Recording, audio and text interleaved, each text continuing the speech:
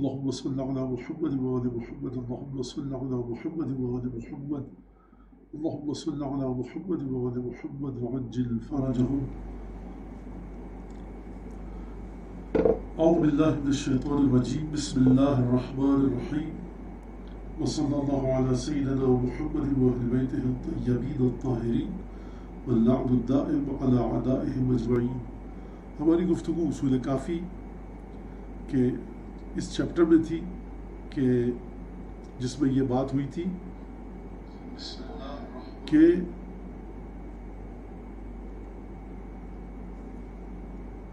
امام کوئی بھی کام بغیر خدا کے عہد کے نہیں کرتا. یہ بات ہوئی تھی ہماری. ٹھیک ہے. اچھا، لیکن اس سے پہلے کہ میں گفتگو کو آگے بڑھاؤں، میں کچھ باتیں آپ کے سامنے کہوں ذی الحجہ حرام کی مناسبت سے. سب سے پہلی بات تو یہ یاد رکھیے کہ یہ حرام مہینہ ہے. حرام مہینے کا مطلب یہ ہے کہ جس میں عرب جنگ، قتل و قتال، لوٹ مار، غارت گری یہ سب کام نہیں کرتے تھے. اس کے احترام میں تلوار زمین پہ رکھ دیتے تھے. لہٰذا اس مہینے کا بڑا احترام ہے. اس کے بعد محرم ہے، وہ بھی محرم الحرام ہے. ذی الحجہ کے مہینے میں ایک تو یہ کہ مہینے کی پہلی تاریخ کو ایک 2 رکعت نماز ہے جس کے اندر 30 دفعہ الحمد کے بعد انا انزلنا ہے، اور پھر دوسری رکعت میں الحمد کے بعد 30 دفعہ قل ہو اللہ ہے، اور پھر صدقہ ہے. آغا سیستانی کی توضیح مسائل میں وہ دعائیں لکھی ہوئی ہیں، وہ آیات جو اس 2 رکعت نماز کے بعد پڑھنی ہے. اور آپ دیکھیے گا مستحب نمازوں کے اندر وہاں پر آغا نے لکھا ہے کہ جو نمازیں مستحب ہیں وہاں پر آپ کو پورا طریقہ مل جائے گا. اور صدقہ اپنی حیثیت کے مطابق دیجیے تو ہمیں یہ ملتا ہے کہ وہ مہینہ اس کا امن و امان سے گزرے گا، بہت سی بلائیں ٹلیں گی. ایک چیز یہ. دوسری چیز ذی الحجہ کی پہلی شب سے لے کر، یعنی جو کہ کل ہوگی، پہلی ذی الحجہ سے نہیں، شب اول ذی الحجہ، یعنی آج اگر آپ مغرب عشاء کے بیچ میں وہ نماز پڑھیں تو کل پہلی ذی الحجہ ہو. یعنی آج منگل کا دن، بدھ سے یہ کام شروع کیجیے گا مغرب عشاء کے بیچ میں. مغرب کی نماز پڑھنے کے بعد 2 رکعت نماز پڑھنی ہے، نماز عشرہ ذی الحجہ کی 2 رکعت نماز ہے صبح کی نماز کی طرح. الحمد کے بعد 1 دفعہ قل هو اللہ، اور پھر اس کے بعد 1 دفعہ یہ آیت وَوَعَدْنَا مُوسَىٰ 30 لَيْلَةً وَأَتْمَمْنَاهَا بِعَشْرٍ فَتَمَّ مِيقَاتُ رَبِّهِ 40 لَيْلَةً وَقَالَ مُوسَىٰ لِأَخِيهِ هَارُونَ وَاخْلُفْنِي فِي قَوْمِي وَأَصْلِحْ وَلَا تَتَّبِعْ سَبِيلَ الْمُفْسِدِينَ. مولانا یہ آیت یاد نہیں ہے تو پیپر پر لکھ لیجئے اور پیپر کو ہاتھ میں پکڑ لیجئے، الحمد پڑھیے، قل ہو اللہ پڑھیے، اس کے بعد یہ آیت پڑھ کے سجدہ میں چلے آئیے. جیسے 2 رکعت بالکل صبح کی نماز کی طرح، کوئی فرق نہیں ہے، رکھتی برابر. فرق ہے تو صرف کیا، الحمد کے بعد 1 دفعہ قل ہو اللہ، پہلی رکعت میں بھی الحمد کے بعد 1 دفعہ قل ہو اللہ، دوسری رکعت میں بھی، اور دونوں رکعتوں میں الحمد جب آپ پڑھیں گے تو 1 دفعہ قل ہو اللہ اور 1 دفعہ یہ آیت جو میں نے بتائی. دوسری رکعت میں بھی الحمد کے بعد 1 دفعہ قل ہو اللہ اور یہ والی آیت. یہ کب تک پڑھنی ہے؟ شب بقرعید تک. یعنی اب دوسرے دن بقرعید ہو تو آپ کو یہ نماز پڑھنی ہے. ایک چیز یہ ہو گئی.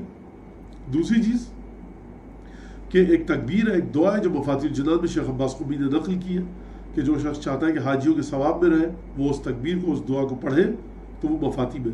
آسان ترین طریقہ یہ ہے کہ مفاتیح میں جائیے، دیکھیے آپ کو بہت ساری چیزیں ملیں گی. لیکن یہ نماز سب سے آسان طریقہ تھا، میں نے آپ کو بتا دیا. پھر ذی الحجہ میں عید مبالہ انشاءاللہ اس کا ذکر بعد میں، لیکن عید غدیر ہے، عید غدیر، عید اللہ الاکبر، بقرعید ہے. عید غدیر کے اندر مومن کی طرف مسکرا کر دیکھنا، کھانا کھلانا، مومن سے ملنے جانا، بہت زیادہ ثواب. ملنے نہیں جا سکتے، خدا کی خاطر قربتاً اللہ کسی مومن سے ملنے جانا. مولانا گھر تو نہیں جا سکتے، کووڈ-19 کرونا، اگر لاک ڈاؤن ہو گیا مت جائیے، لیکن دروازے میں جا کر سلام کر کے آ جائے انسان اور اندر نہ جائے، اس کا بھی ثواب ہے. مسکرا کر مومن کی طرف دیکھنا، کھانا کھلانا. مولانا کھانا کیسے کھلائیں، دسترخوان کیسے بچھائیں، کووڈ-19 ہے، ہو سکتا ہے لاک ڈاؤن ہو جائے. تو حضور کھانا کھلانا ہے. اپنے گھر میں کھانا کھلانے کا الگ ثواب ہے، کھانا کھلانے کا ثواب الگ ہے. آپ اپنے گھر میں نہیں کھلا سکتے. اتنے سارے بر صغیر انڈو پاک میں گاؤں دیہات ہیں، اتنے سارے یہاں پر ہمارے ہم وطن رہ رہے ہیں صاحبان ایمان جن کو ہم جانتے ہیں، روم کے اندر رہ رہے ہیں، 5 لوگ ہیں، 4 لوگ ہیں. ان کو کھانا پیک کروا کے کہیں وہاں سے آپ کھانا کلیکٹ کر لیجئے، ان کو کھانے کے پیسے دے دیں کہ بھائی آپ کھانا کھا لیجئے گا، فلاں چیز کتنا لگتا ہے، آپ کھانا کھا لیجئے، آپ کا کھانا حساب ہوگا. دوسری چیز کیا، کہ اگر مسئلہ ہو رہا ہے تو آپ اپنے گھر میں ہندوستان پاکستان میں پیسے بھجوا دیجیے. کہیے بھائی گھر والے میری طرف سے بیٹھ کر عید غدیر کے دن بریانی اور جو بچے جو گھر والے کہیں وہ پکا لیں کھا لیں, جو بھی ایک پرتعیش کھانا ہوتا ہے. اچھا عید غدیر کی مناسبت سے غدیر کے دن ہونا چاہیے, ثواب آپ کو ملے گا. دوسرا مسئلہ قربانی کا. قربانی سنت اور مستحب مؤکد ہے. لہٰذا یہ لوگ پوچھ رہے ہیں کہ مولانا قربانی نہیں ہو سکتی, بکرا منڈی میں نہیں جا سکتے, کووڈ-19 کرونا ہندوستان پاکستان میں لاک ڈاؤن ہوا ہوا ہے سلسلہ.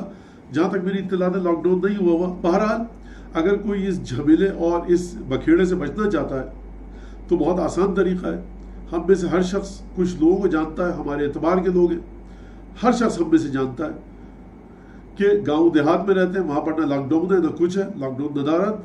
وہاں پر آپ کہیے کہ بھائی آپ کے ایک بکرا کروانا ہے, حیثیت کے مطابق آپ 2 بکرے کروا سکتے ہیں, 3, 4, 5, 10, 20, 100, 1000 آپ کے اندر طاقت ہے, وہاں ذبح کرنے والے میں طاقت ہے. کہیے بھائی کتنے پیسے آپ کو آن لائن ٹرانسفر کروں؟ کیا کہ حضور اتنے پیسے آپ پیسے کر دیے. کہیے بقرعید کے دن میں آپ کو وکالت اور نیابت دے رہا ہوں کہ میری نیابت اور وکالت میں بقرعید کی قربانی کر کے گوشت ذبح کر کے وہاں پر تقسیم کر دیں اپنی ثوابدید کے مطابق, اور بتا دیں کہ کس طرح سے تقسیم ہوگا. ٹھیک. ایک اور مسئلہ, مولانا کیا غیر قوم کو, ہمارے ہندوستان کے دوستوں نے یہ بڑا اچھی اصطلاح دی ہے, غیر قوم کے لوگوں کو قربانی کا گوشت دیا جا سکتا ہے؟ بالکل دیا جا سکتا ہے, کوئی حرام نہیں ہے, کوئی حرج نہیں ہے کہ جو رسول خدا کلمہ بھی نہیں پڑھتا اس کو بھی گوشت دیا جا سکتا ہے. مولانا ایک بکرے میں, ایک گائے میں کتنے لوگ شریک ہو سکتے ہیں؟ جتنے لوگ چاہیں شریک ہو سکتے ہیں, سب کو ثواب ملے گا. لیکن بہت زیادہ تاکید ہے. مولانا ہم نے 20,000 روپے بکرے کے لیے رکھے ہوئے تھے, 15,000. اب ہم چاہتے ہیں کورونا وائرس کی وجہ سے, کووڈ-19 کی وجہ سے لوگ بیمار ہیں, پریشان ہیں, ان کو ہم یہ پیسے دے دیں. قربانی کا نعم البدل ہو جائے گا. کسی چیز کا کوئی نعم البدل نہیں ہو سکتا مگر یہ کہ معصوم بتائیں. آپ کا دل چاہ رہا ہے, ایک شخص مستحق ہے, محتاج ہے, پیسے کی ضرورت ہے, آپ اس کو دے دیجئے. حتیٰ روایت کے مطابق قربانی قرضہ لے کر کیجئے, اس سے کہیے میں آپ کو 3 مہینے میں لوٹا دوں گا, 2 مہینے میں لوٹا دوں گا. اگر آپ کو پتا ہے کہ آپ لوٹا سکتے ہیں اور کوئی مشکل پریشانی نہیں ہے جس سے آپ کی زندگی مشقت میں آ جائے, کیونکہ آج کل کے حالات کو دیکھ کر مجھے جملہ کہنا پڑ رہا ہے اور تفصیل میں نہیں جاؤں گا, تو وہ آپ کام کر لیجئے. قربانی کا یہ طریقہ. غدیر کے دن ضرور دسترخوان بچھائیے گھر میں. اگر لاک ڈاؤن نہیں ہوتا یا نہیں اگر, تو اپنے گھر والوں کو پاکستان ہندوستان میں پیسے بھجوا دیجیے, وہاں کر لیجیے. یا ورنہ یہاں پر بہت سارے صاحبان ایمان ہیں, ان سے کہہ دیجیے کہ بھائی آپ کھانا وہاں سے کلیکٹ کر لیجیے, ہم نے ان کو پیسے دے دیے, وہاں سے اٹھا لیجیے آپ کھانا کتنے آدمیوں کا, یا پیک کر کے دے دیجیے. اگر لاک ڈاؤن ہے, موومنٹ بالکل پاسبل نہیں ہے, تو پیسے دے دیجیے ان کو, ٹرانسفر کر دیجیے. ان سے کہیے غدیر کے دن آپ کو اس پیسے کا کھانا کھانا ہے. اگر نہیں جا سکتے اپنے دوستوں کے گھر پہ, ایک کال کر لیجیے, عید غدیر مبارک آپ کو, یہ کام کیجئے. بچے دیکھیں ابھی کیا ہو رہا ہے, عید اللہ الاکبر ہے, تو یہ سب چیزیں اپنے ذہن میں رکھیے گا. مومن کو تحفہ دینا, بچوں کو پیسے دیجئے, عیدی دیجئے. اور ہماری عید جو آتی ہے تو زیادہ تر رات کو 2 رکعت نماز, 8 رکعت نماز, 100 رکعت نماز, سجدہ, نماز, دعا, قرآن, عقیدہ, عقد اخوت, ان تمام باتوں میں لگ جاتے ہیں. عید غدیر کو جا کر دیکھیں, اگر آپ جتنی تاکید عید غدیر میں خوشی پھیلانے کی ہے مومنین کے درمیان, اتنی تاکید کسی چیز کی نہیں ہے, کسی چیز کی نہیں ہے. پتہ لگا سب گھر میں روزے کے ساتھ, وہ سب ایک مسئلے, اب ہمارا اصول کافی کا درس آ جائے گا. لیکن یہ بڑے اس کے اندر مسئلے کہ ہم شریعت کو اور دین کو ائمہ کی احادیث سے لیں. میں نہیں کہہ رہا کہ آپ نماز مت پڑھیے, میں نہیں کہہ رہا کہ اعمال غدیر مت کیجیے, لیکن جو مین فوکس ہے غدیر کا, کہ اس طرح سے گزارا جائے غدیر کو کہ بچوں کو یاد رہے. اور معارض کلام ہے, فل عجیب جملہ, فل یبلغ شاہد الغائب, ابلاغ کرے. کس چیز کو کرے؟ فل یبلغ یا فل یبلغ الشاہد الغائب, جو غائب ہے اس کو جو موجود ہے وہ پہنچائے. کس طرح سے پہنچائے؟ اب ہر ایک کی نفسیات کے مطابق. بچوں کو پہنچائے عید غدیر بچوں کی نفسیات کے مطابق, بڑوں کو پہنچائے عید غدیر بڑوں کی نفسیات کے مطابق. تو یہ ایک بڑی لمبی چوڑی گفتگو ہے, بس یہاں تک میں ختم کروں. اور مفاتی کو دیکھیے آپ جا کر, مفاتی میں تمام چیزیں موجود ہیں. اگر ایک درود بھیجنا محمد آل محمد پر. اچھا, اللہم صلی علی محمد و آل محمد. تو یہاں پر یہ بات ہو رہی تھی کہ امام پر کوئی نکتہ چینی نہیں کر سکتا. جو آئی بات فی فمن ولا بطن ولا فرج, ان تینوں چیزوں میں جو نفسانی خواہشات کا مرکز ہے, کسی پہ امام پہ نکتہ چینی نہیں ہو سکتی. مولا کائنات نے جو الزام لگایا وہ کیا؟ کہ مولا کائنات پہ کسی نے الزام لگا دیا کہ بھائی علی آئے تھے یہ لے کے چلے گئے، یا علی نماز نہیں پڑھتے تھے، تو دیکھیے پہلی بات تو کہ نماز جو نہیں پڑھتے تھے یہ فم و بدن و فرض پر الزام نہیں ہے کہ جو منہ میں آیا علی کہہ دیتے ہیں، جو مال ملا کھا لیتے ہیں۔ وہ جو دوسری تہمت تھی کہ علی آئے تھے تمہارے سامان لے کر چلے گئے، تو جھوٹ کسی کے بارے میں بھی کہا جا سکتا ہے۔ خدا کے بارے میں کیا دیا گیا جھوٹ کہ خدا جو ہے وہ جس میں خدا نے ملائکہ کو اپنی بیٹیاں بنا رکھا ہے، خدا آیا اور خدا نے آ کر حضرت مریم کے وجود میں پھونک ماری، نفخ کیا، نفخہ جو قرآن میں ذکر ہے خدا آیا، لہٰذا خدا باپ ہے حضرت عیسیٰ کا، اور خدا حضرت عیسیٰ خدا کے بیٹے، یہ سب باتیں کہی جا رہی ہیں خدا کے بارے میں۔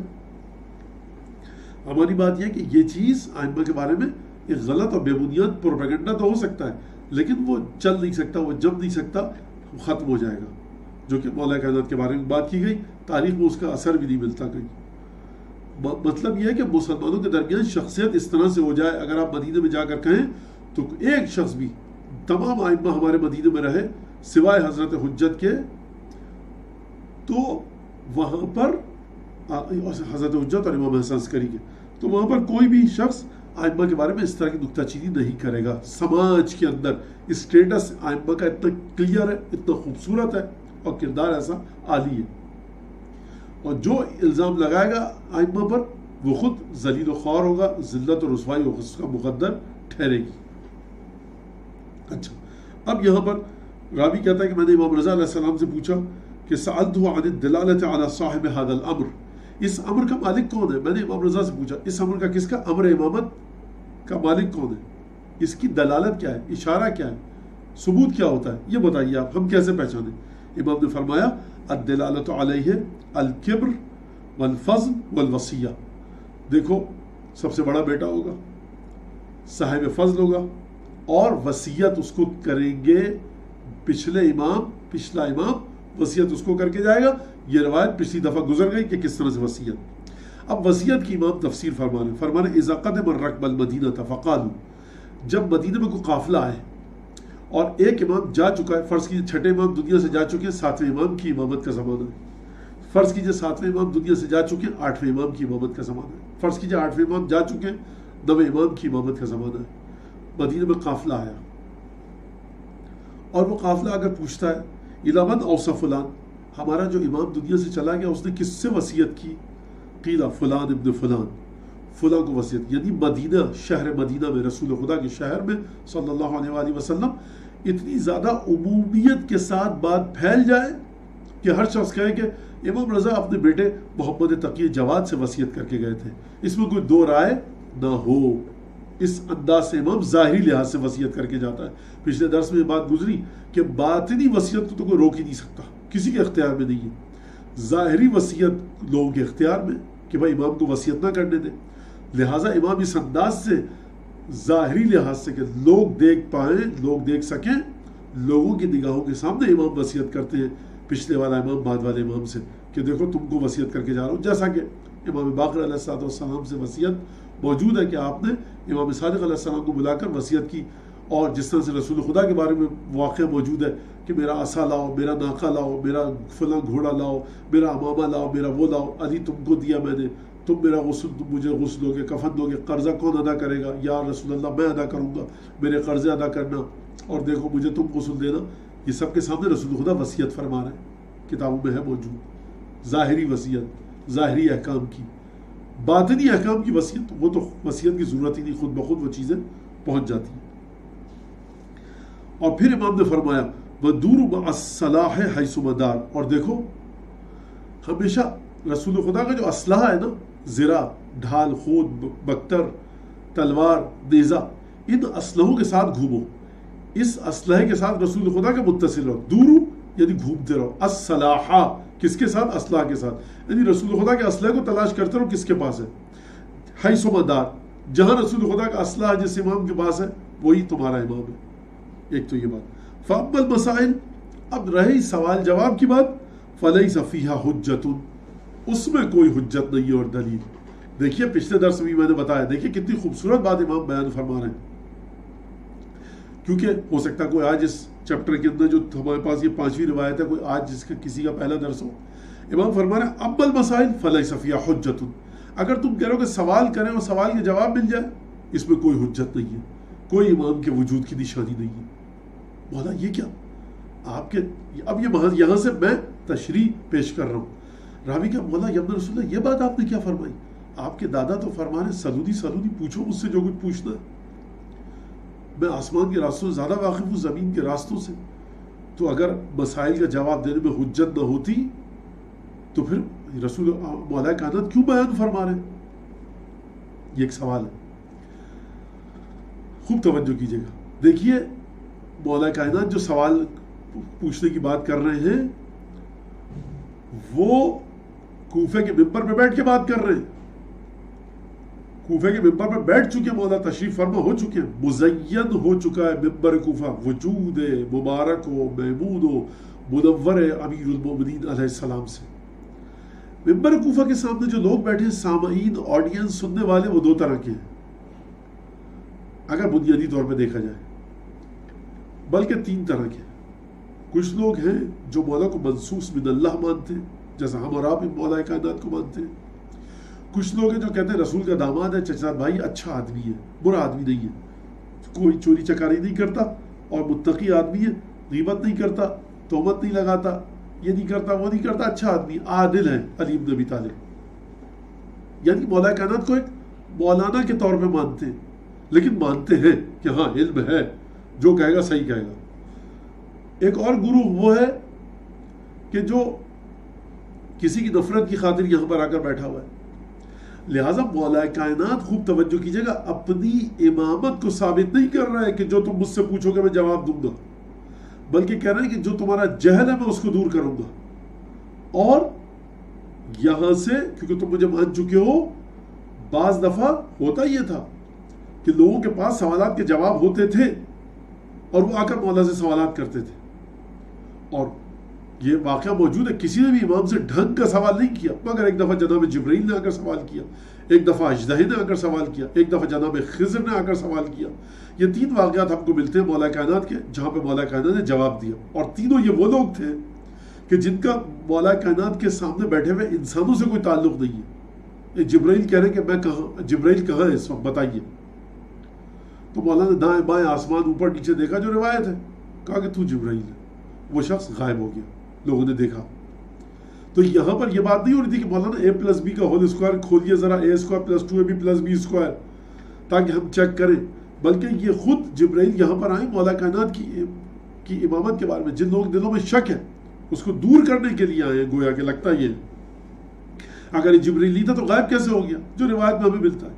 خضر آئے، انہوں نے سوالات کیے، اور وہ سوالات جناب خضر کے لیول کے۔ اژدہا آیا، بھگدڑ مچ گئی مسجد میں، جس کو باب ثعبان کہا جاتا ہے، جہاں سے داخلہ مستحب ہے، ثواب ہے، فضیلت زیادہ ہے، جس داخلے مسجد کے دروازے، مسجد کوفہ کے باب الثعبان، ثعبان یعنی اژدہے والے دروازے سے جائیں۔ لوگوں نے کوشش کی کہ کیونکہ باب ثعبان نام پڑ گیا تھا تو وہاں پر اس دروازے پہ ہاتھی لا کے باندھا۔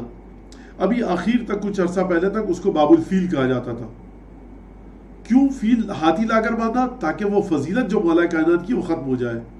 باب الثعبان، اژدہے والا دروازہ۔ بھائی یہ تو بتاؤ کہ اژدہا والا دروازہ کیوں کہتے ہیں؟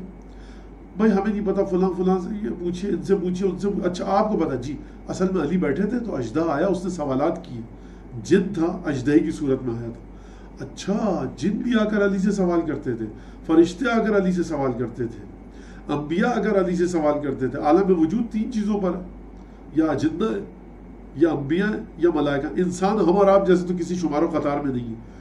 خضر جیسے آ کر سوال کرے، موسیٰ کا واقعہ خضر کے ساتھ پڑھیے، جن آ کر سوال کرے، جبرائیل آ کر پوچھے میں کہاں ہوں۔ تو یہاں پر آپ امام کی امامت کو پہچان نہیں رہے کہ مجھے نہیں پتا کون امام ہے اس وقت، لہٰذا علی اگر جو سوال کریں گے تو میں چیک کروں گا۔ جو لوگ مولا کائنات سے سوال کر رہے ہیں وہ امام کی امامت کو چیک کرنے کے لیے سوال نہیں کر رہے، لہٰذا جو امام رضا علیہ السلام فرما رہے ہیں کہ سوال پوچھو، اگر تم امام سے جا کر امام جواب دے دے، اس میں کوئی حجت نہیں ہے۔ تو لہٰذا یہ سلونی قبل ان تفقدونی کے تناظر میں، پس منظر میں سمجھیے اس بات کو۔ مولا جو سوال کرنے کی دعوت دے رہے ہیں تو اپنی امامت کو ثابت نہیں کرنا چاہ رہے، امامت ثابت شدہ ہے، سب کے سامنے واضح ہے۔ انادن و بغضن و تعصبن لوگ مولا کائنات کو امام نہیں مان رہے، ہماری جو بات ہو رہی جو حضرت رضا صلوات اللہ وسلم علیہ فرما رہے ہیں وہ کہ ایک شخص بیچارہ پکا خالص صاحب ایمان ہے، سیدھا سادہ، جو ہمارے کہا سیدھا سید آدمی، وہ آیا بیچارہ مدینے میں، بھائی کون ہے؟ میرا ساتواں امام چلا گیا دنیا سے، آجرکم اللہ، اعظم اللہ اجورنا، تعزیت تسلیت، اب کون ہے؟ بھائی اس کے 17 بیٹے ہیں، اب میں کیسے پوچھوں؟ سوالات کرتا ہوں، دیکھتا ہوں کون اچھے جوابات دیتا ہے، نہیں، سوال کے جواب ملیں گے، اس کے ذریعے تم امام کی امامت کو مت پہچاننا۔ میرے خیال سے بے قدر وافی اور شافی میں نے بات سمجھا دی، تو یہ بات ختم ہو گئی، ٹھیک ہے۔ اور پچھلے درس میں بات گزری کہ اگر آپ سڑک پہ کسی شخص کو، جو لوگ ہوتے جو باقاعدہ کوئی کوالیفائڈ عالم نہیں ہوتے، تو وہ یا تو توضیح مسائل سے دیکھ کے بتاتے ہیں، یا مسئلہ پتہ ہوتا ہے، گرفت ہوتی ہے مسائل پر، یا توضیح مسائل سے دیکھ کے بتا دیا۔ آپ پچھلی دفعہ میں نے مثال دی تھی، اسی مثال کو دے رہا ہوں۔ آپ نے مجھ سے اگر پوچھا اور مجھے الف کا نام بالکل لٹھ نہیں آتا، انگوٹھا ٹیک، کچھ نہیں پتا، فقہ کیا ہے، اصول کیا ہے، کچھ نہیں پتا، آپ نے کہا مولانا یہ بتائیے کہ 200 اونٹ پہ کتنی زکوٰۃ ہے؟ میں نے کہا 20 اونٹ دے دیجئے۔ اچھا ہمارے پاس 20 مسقال سونا ہے، کتنا؟ 2 مسقال دے دیجئے۔ آپ کہاں سے چیک کریں کہ میں صحیح فتویٰ بتا رہا ہوں آپ کو یا غلط فتویٰ بتا رہا ہوں؟ جب تک کہ آپ کو صحیح مسئلے کا جواب نہیں پتا ہوگا۔ لہٰذا امام کو تم سوالات کے جوابات کے ذریعے مت، یا ابن رسول اللہ یہ بتائیے اس وقت جہنم میں کیا ہو رہا ہے، اس وقت جہنم میں یہ ہو رہا ہے، کیسے چیک کرو گے تم؟ تو امام فرما رہے ہیں سوالات کے جوابات کے ذریعے نہیں، اب امام بتائیں گے کہ کن چیزوں کے ذریعے۔ وہ ایک الگ بات ہے کہ لفافہ کھولے بغیر امام جواب دے دیں، یہ تو بہت بہترین دلیل ہے، تو یہ بات بھی ختم ہو گئی۔ اچھا امام جعفر صادق سے روایت ہے کہ ان الامر فی الکبیر ما لم تکن فیہ آحۃ، دیکھو امام ہمیشہ بڑا بیٹا بنے گا جب تک اس میں کوئی عیب اور نقص یا کوئی مشکل نہ ہو، ٹھیک ہے، صحیح، یہ بات واضح ہو گئی، یہ بھی ایک سمجھ میں آ گئی بات سمجھ۔ اب یہاں سے ایک بات، حضرت اسماعیل امام صادق علیہ السلام نے سب سے بڑے بیٹے تھے، امام نہیں بنے، نعوذ باللہ نعوذ باللہ، ان میں کوئی عیب تھا؟ نہیں۔ بات یہ ہو رہی کہ اگر زندہ ہے بڑا بیٹا اور امام نہیں بن رہا تو پھر اس میں کوئی عیب ہے۔ حضرت اسماعیل امام صادق علیہ السلام کی شہادت کے وقت دنیا میں نہیں تھے، لہٰذا یہ بات حضرت اسماعیل کو شامل نہیں ہو رہی۔ ایک اور بات دیکھیے کتنی خوبصورتی کے ساتھ امام بتا رہے ہیں، ہمارے کیا ہوتا ہے، ان کی بات مانیے یہ جنرل سیکرٹری ہے، ان کی بات مانیے یہ ماتمی انجمن کے جنرل سیکرٹری ہے، ان کی بات مانیے فلاں امام باڑے کے اندر جو ہے وہ پتہ نہیں کیا چلا رہے ہیں، ان کی بات مانیے دیکھیے 50 سال سفید داڑھی سر پر امامہ، ان کی بات مانیے، یہ ان کی بات، یہ مجلس پڑھتے ہیں کیا پٹس پڑ جاتی ہے، ان کی بات مانیے۔ امام فرما رہے ہیں امام کا بڑا بیٹا اگر اس میں کوئی عیب ہوگا تو وہ امام نہیں بن سکتا، امام کا بلا فصل بیٹا، امام فرما رہے ہیں۔ اور یہاں پر ہم انجمن کے جنرل سیکرٹری ہیں، اتنا بڑا امام ہے، اتنے 5000 کا مجمع آتا ہے، کیا پٹس پڑتی ہے، یہ 20 سال سے ماتمی انجمن چلا رہے ہیں، یہ 30 سال سے قافلہ لے کر جا رہے ہیں، ان کو دیکھیے آپ کتنا بڑا امامہ ہے ان کے سر پہ، یہ سب کوئی دلیل۔ امام اپنے بیٹے کے بارے میں کہہ رہے ہیں اگر اس میں کوئی عیب ہوگا تو نہیں بن سکتا امام، تو پھر ہم اور آپ کہاں پر کھڑے؟ لہٰذا چیزوں کو ان کے صحیح طریقے سے سمجھنے کی کوشش کیجئے۔ میں یہاں پر کسی بندہ خدا نے مسئلہ پوچھا، مسئلہ اس کو پتہ لگا، پھر وہ کسی اور عالم کے پاس گیا، وہ بندہ خدا، اس عالم نے کہا کہ یہ مسئلہ آپ کو غلط بتایا گیا، بالکل دوبارہ سے کام کیجئے۔ اس نے کہا کہ کیسے؟ کہا کہ میں نے اپنے والد سے کہا تھا کوئی عالم ہو تو پوچھے، والد نے کس سے پوچھا تھا؟ پتہ نہیں کس سے پوچھا تھا۔ ارے آپ کسی نامعلوم آدمی کی بتائے ہوئے دوا نہیں کھاتے ایک سر کے درد کی، اگر ریپر اس کا پھٹا ہوا ہو تو آپ میڈیکل اسٹور سے دوا نہیں لیتے۔ آپ نے اپنے والد سے کہا جا رہے ہیں، آپ تو پوچھتے آپ کے والد نے کس سے پوچھا، انہوں نے بتایا، صحیح بتایا، اس نے نہیں بتایا، آپ کے والد صحیح سمجھے کہ نہیں سمجھے، آپ صحیح سمجھے یا نہیں سمجھے، پھر عمل آپ، تو اس طرح سے دین کو کیجول نہیں ہے، ٹھوک بجا کر چیک کر کے سمجھ کے اچھی طرح سے 10 دفعہ سوال کر لیجئے، بہتر اس کے کہ ایک عمر آپ کے پشیمانی و پچھتاوا ہو۔ اب اگلی روایت ہے کہ امام رضا علیہ السلام سے قلت لابی الحسن، میں نے امام رضا سے کہا جو اندو فداک بما یعرف الامام، مولا قربان جاؤں یہ بتائیے امام کو کیسے پہچانا جاتا ہے؟ قال بخصال، امام رضا علیہ السلام نے فرمایا کچھ خصوصیتوں کے ذریعے۔ اما اولها، پہلی خصوصیت یہ ہے فإنه بشيء قد تقدم من أبيه فيه بإشارة إليه، کہ اس بعد والے امام میں ایک ایسی چیز ہوتی ہے کہ جو اس کے باپ کے زمانے میں واقع ہو چکی ہوتی ہے. یعنی اگر امام باقر علیہ السلام امام بننے والے ہیں تو امام سجاد کے زمانے میں کوئی رابطہ، کوئی واقعہ ایسا ہو چکا ہوتا ہے کہ جو بعد والے امام کو معین کرے. خوب توجہ کیجیے گا، امام کی شناخت کو سب سے پہلا جو مرحلہ بتایا جا رہا ہے کہ موجودہ امام، مردہ اور میت امام کے زمانے میں کوئی نہ کوئی واقعہ ایسا ہو چکا ہوتا ہے جس کے ذریعے بات واضح ہو جاتی ہے کہ اب میرے بعد یہ امام بنے گا. امام سجاد کی زندگی میں طے ہو چکا ہے، لوگوں کو پتہ چل جاتا ہے کہ یہ امام بنے گا. کچھ نہ کچھ ایسی اشارہ، کچھ نہ کچھ ایسا واقعہ ہو جاتا ہے. من ابی فیہ بے اشارۃ الیہ، باپ بیٹے کی طرف اشارہ کر کے جاتا ہے. لتکون علیہم حجۃ، تاکہ مومنین پر حجت رہ جائے. یہ جو میں جملہ ہے نا اس کا، لتکون علیہم حجۃ، میں دل چاہ رہا ہے اس کو ذرا سا اور واضح کر کے بات کروں. یعنی اتنے خوبصورت جملہ ہے مولا کا. مولا کے تمام جملے خوبصورت ہیں، لیکن یہ دیکھیے حجت کون ہے آپ کے اوپر. فرض کیجئے آپ امام سجاد کے پاس آتے جاتے رہتے ہیں، حجت کون ہے؟ پہچان لیا آپ نے امام سجاد امام وقت ہے. امام سجاد آپ کے لیے حجت ہے کہ نہیں؟ ٹھیک ہے. اب آپ نے دیکھا کہ امام محمد باقر 5 سال کا بچہ ایک بیٹھا ہوا ہے، آپ صاحبزادے امام کے گھر کا بچہ، آپ نے سلام کیا، چلے گئے. آئے، آپ نے سلام کیا، سر پہ ہاتھ پھیرا، امام کا بیٹا ہے، محبت سے پیار سے بات کروں، رسول خدا کی اولاد ہے. ابھی آپ کو نہیں پتا کہ اس بچے کا نام بھی کیا ہے. حجت آپ کے پاس اوپر کون ہے؟ امام سجاد. اچھا، امام باقر بھی کچھ نہیں کہہ رہے، بیٹھے ہوئے دہلیز پر، فرض کیجئے حجرے کی. آپ نے کہا کہ حضور صاحبزادہ آپ کے والد موجود ہیں امام سجاد. فرض کیجئے، میں واقعہ آسان کرنے کے لیے سمجھا رہا ہوں. جی، دق الباب، چلے جائیے. نہ آپ نے پوچھا نہ انہوں نے بتایا، آ رہے جا رہے. حجت کون ہے آپ پر؟ امام سجاد. حجت کا مطلب کیا ہے؟ یعنی ثبوت، یعنی جو اتھارٹی ہے. یہ جو آپ کے اوپر اتھارٹی اس وقت خدا کی طرف سے ولی ہیں، سرپرست ہیں، گارڈین ہیں آپ کے امام سجاد، جو یہ بات کہیں گے وہی آپ کے لیے حجت ہے. بہت سیدھی سی بات ہے. لہٰذا اگر خوب توجہ کیجیے گا، لہٰذا امام سجاد جو کہ آپ کے اوپر حجت ہیں، جو کہ آپ کے سرپرست ہیں، جو کہ آپ کے والی اور مالک ہیں، جو کہ آپ کے گارڈین ہیں، وہ اگر آپ کو نہ بتائیں اور دنیا سے چلے جائیں اور اب امام باقر کی امامت آئے، تو آپ امام باقر کی امامت کو کیسے سمجھیں گے؟ اپنی عقل کے ذریعے؟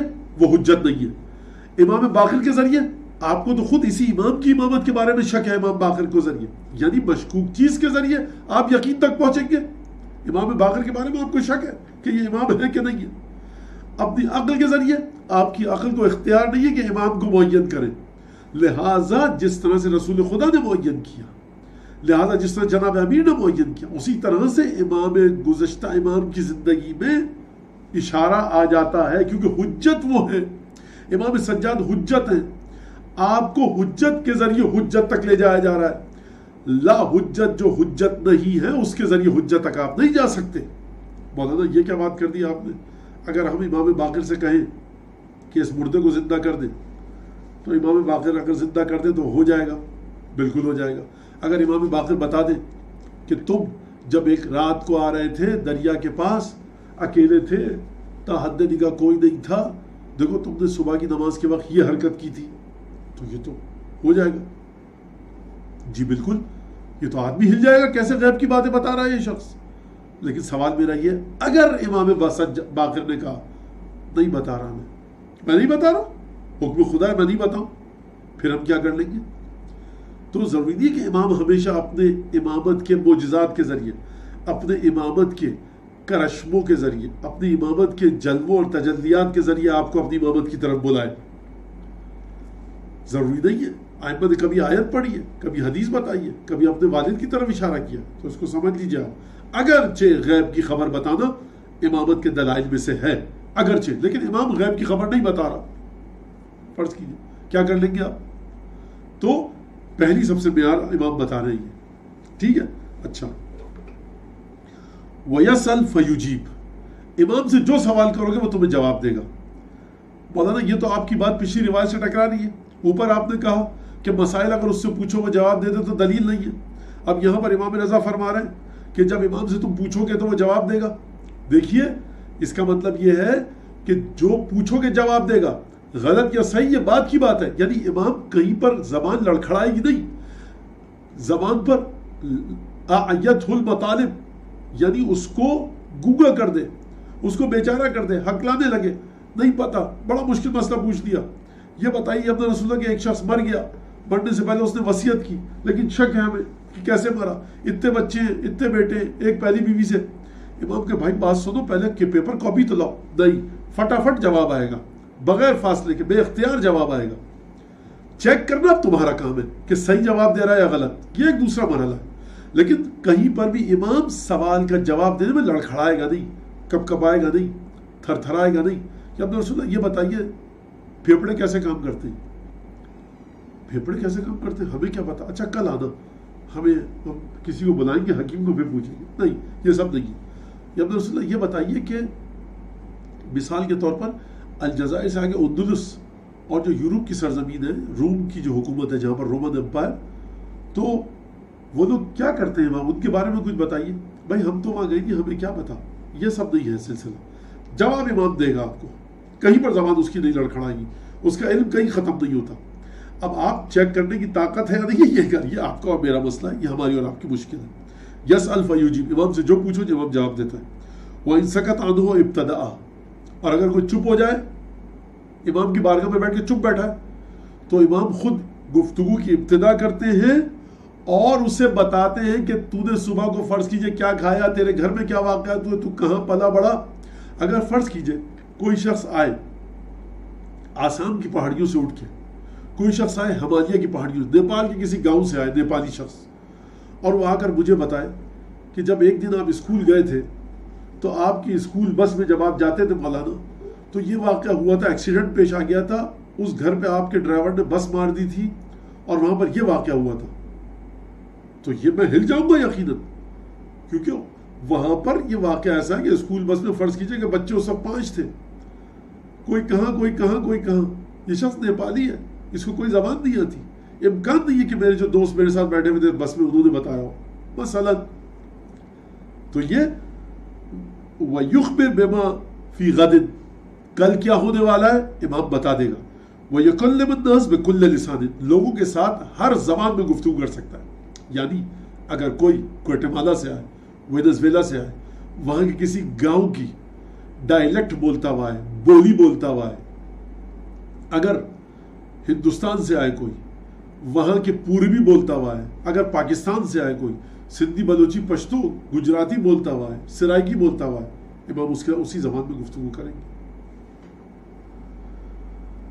ثم قال علی، پھر امام رضا نے مجھ سے فرمایا، یا ابا محمد، راوی میرے بات سنو، اوتی کا علامتاً، میں تمہیں ابھی علامت دیتا ہوں، قبل ان تقوم بمقام، قبل ان تقوم، اس سے پہلے کہ تم اٹھو ابھی علامت دیتا ہوں. فلم البس ان دخل علینا رجل، راوی کہتا ابھی میں تھوڑی دیر ہوئی تھی، مجھے زیادہ وقت نہیں گزرا تھا کہ ایک آدمی آیا ہمارے پاس، میں امام رضا کی خدمت میں، امام رضا بیٹھے ہوئے، من اہل خراسان، خراسان سے آیا. فکلمہ الخراسانی بالعربیہ، خراسان نے امام سے عربی میں گفتگو کی. کیوں عربی میں گفتگو کی؟ خراسانی ہے، فارسی جانتا ہے، لیکن امام رضا تو فارسی نہیں جانتے، تو اس نے عربی میں گفتگو کی. میں ایسی زبان میں بات کروں، امام جانتے ہو، امام کو کیا پتا عربی فارسی کیا ہے. فاجابہ ابو الحسن بالفارسیۃ، امام رضا نے اس کو فارسی میں جواب دیا. فقال له الخراسانی، خراسانی نے کہا، واللہ جعلت فداک، خدا کی قسم قربان جاؤں آپ کے، ما منعنی ان اکلمک بالخراسانیہ غیر انی ظننت انک لا تحسنها، مجھے کسی چیز نے نہیں روکا تھا ابن رسول اللہ کہ میں آپ سے فارسی میں بات نہ کروں، خراسانی میں بات نہ کروں، مگر یہ کہ میں سمجھا کہ آپ فارسی اچھی طرح سے نہیں جانتے. امام نے فرمایا، سبحان اللہ، واہ کیا کہنے، اذا كنت لا احسن، اذا كنت لا احسن، اگر میں اچھی طرح سے تیری زبان میں تیرا جواب نہ دوں، فما فضلی علیک، تو میری فضیلت تجھ پر کیا ہے. یعنی تو نے ہمارے ساتھ ایک ایسا کام کیا، ہم ہکلانے لگے، ہم پھنس گئے، ہم ٹوٹے پھوٹے انداز میں ہم نے گفتگو کی، تو میری تجھ پر فضیلت کیا ہے. قال علی، پھر امام رضا نے مجھ سے فرمایا، راوی کہتا ہے، یا ابا محمد، سنو راوی ہمارے بات سنو، مطلب یہ میں اپنے الفاظ میں، اے ابا محمد بات سنو، ان الامام لا يخفى عليك كلام احد من الناس، امام پر کسی انسان کا کلام چھپا ہوا نہیں رہ سکتا. ولا طیر، نہ کسی پرندے کی گفتگو ایسا نہیں ہے امام کی سمجھ، ہر پرندے کی گفتگو امام کی سمجھ میں آتی ہے. ولا بہیمۃ، کسی حیوان کی چوپایا ہو، درندہ ہو، جانور ہو، کوئی ایسا جانور نہیں جس کی گفتگو ہماری سمجھ میں نہ آتی. ولا شیء فیہ الروح، کوئی بھی ایسی چیز جو صاحب روح ہے، صاحب روح ہے، ایسا نہیں ہماری سمجھ میں اس کی زبان نہ آتی، ہم ہر ایک کی زبان سمجھتے ہیں. فمن لم يكن هذه الخصال فيه فليس هو بامام، اور جس میں یہ خصلتیں نہ ہو، جس میں صفات نہ ہو، وہ امام نہیں ہو سکتا. امام، ہم جس مقام پر تم پہنچو گے، امام کو دیکھو گے تم سے کہیں آگے ہے. اگر تم چاند کے بارے میں اگر بات کرو گے، چاند کی مٹی میں یہ کیمیکل کمپوزیشن ہے، اور تم امام کو گویا کہ لا کر بتاؤ گے کہ مولا یہ دیکھیے، یہ تو آپ کو نہیں پتا ہوگا مٹی کی خصوصیت، امام تم سے بہتر اس پر گفتگو کر سکتے ہیں. اب یہاں پر میں ایک بات کروں اور بات کو ختم کر دوں.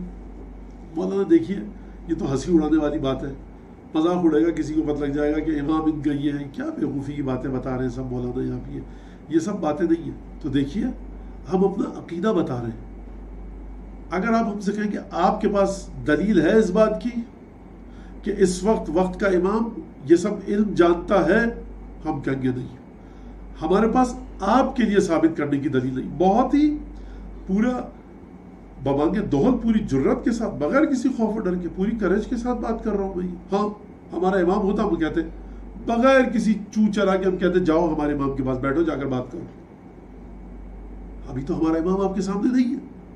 تو ہم عیناً و خارجاً، یعنی ٹینجیبلی، ہم آپ کو فزیکلی روبرو کر کے فیس ٹو فیس ثابت نہیں کر سکتے. بالکل آپ کا اعتراض صحیح ہے، ہم مانتے ہیں. عقیدہ ہمارا یہ ہے، جنت میں دودھ کی نہریں ہوں گی، بالکل ہوں گی، کوئی شک نہیں ہے. انگور ملے گا. جناب سیدہ کی شفاعت سے، بلکہ جناب سیدہ سے بہت آگے کی بات ہے، ہمارا آپ کا کم جناب فضہ سے انشاءاللہ حل ہو جائے گا. اور نہیں کہ جناب فضہ کی توہین کر رہا ہوں، یعنی کنیزان سیدہ ہماری شفاعت کروا سکتی ہے. بالکل عقیدہ ہے ہمارا. ثابت کیجئے. کہاں پہ؟ فزکس کی لیب میں، کیمسٹری کی لیب میں. یہ تو بیوقوفی کی بات، ثابت نہیں کر پا رہے آپ تو کیسے؟ عقیدہ ہمارا یہ ہے، ثابت نہیں کر سکتے. کچھ دن انتظار کر لیجئے، قیامت آئے گی پھر دیکھ لیں گے. اچھا اتنی حیرت کا ہے کوئی آپ کو؟ تو یہ بات ہمارے بچے سن لیں، بالکل بغیر کسی خوف و خطر کے. جب لوگ کہتے ہیں ان سے کہ بھائی ہمارے پاس دلیل نہیں ہے. کیا دلیل نہیں ہے؟ کہ تم کو ثابت کروا سکے. اصول کافی کی روایت ہے، ہمارے پاس کافی دلیل ہے. واقعات ملتے ہیں. جو مغربی ویسٹرن اورینٹلسٹ، جو شرق شناس ہیں، انہوں نے لکھا ہے کہ علی بن محمد نقی، امام علی نقی علیہ السلام کے بارے میں، کہ یہ شخص فارسی بولتا تھا. سامرہ میں علی نقی فارسی بولتا تھا. لگتا یہ ہے کہ وہاں پر ایرانی جو تھے اس نے فارسی سیکھی ہے، کیونکہ تاریخ میں فارسی کی گفتگو ملتی ہے. اب وہ بیچارہ ویسٹرن فلاسفر ہے، ویسٹرن لکھنے والا ہے، اس نے لکھا ہے. تو اب یہ ایک الگ بات ہے کہ ہم اس بات کو نہیں مانتے، لیکن ہمارے عقائد یہ ہیں. ثابت ہم نہیں کر سکتے کیونکہ ہم آپ کو امام کے سامنے لے کر نہیں جا سکتے. لیکن انشاءاللہ آگے آ کر یہ سب مسائل آئیں گے. اور آج کا جو ٹرانسلیٹر آ گیا گوگل کا، وہ بڑی اچھی اگزامپل ہے اس بات کی. تو لیکن بڑی اوچھی مثال ہے اور سب اسٹینڈرڈ مثال ہے، میں اس کا ذکر نہیں کرنا چاہتا.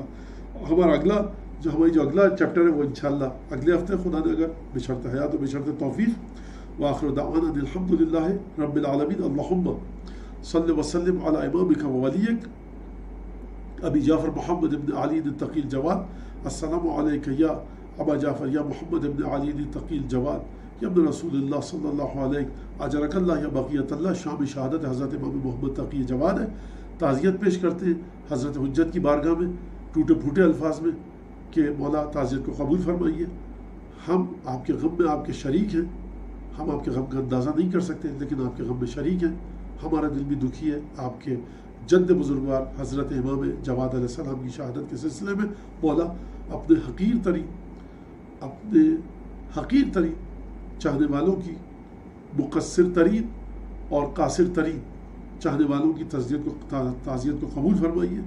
اپنے جد بزرگوار امام جواد کے صدقے میں اسی دعا کے ساتھ امام زمانہ کی بارگاہ میں تعزیت پیش کرتے ہیں. اللہم کل ولیک الحجۃ ابن الحسن صلواتک علیہ وعلی آبائہ فی هذه الساعة وفی کل ساعة ولیا وحافظا وقائدا وناصرا ودلیلا وعینا حتی تسکنہ ارضک طوعا وتمتعہ فیہا طویلا. اللہم صلی علی محمد وآل محمد. بہت شکریہ آپ سب کا جنہوں نے محنت کی اور ٹیکنیکل پرابلم کی